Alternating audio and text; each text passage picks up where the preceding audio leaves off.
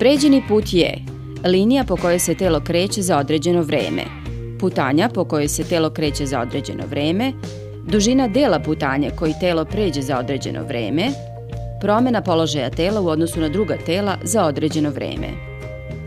Tačan odgovor: dužina dela putanja koji telo pređe za određeno vreme.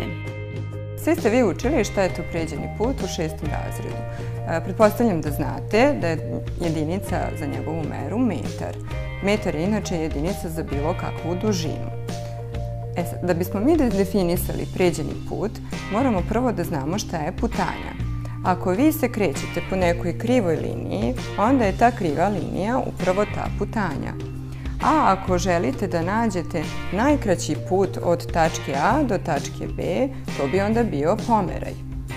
U našem slučaju pitanje je šta je pređeni put. Znači, pređeni put bi bio deo te putanje koje vi pređete za tačno određeno vreme. Dakle, tačan odgovor na naše pitanje jeste da je pređeni put deo putanje koji telo pređe za određeno vreme.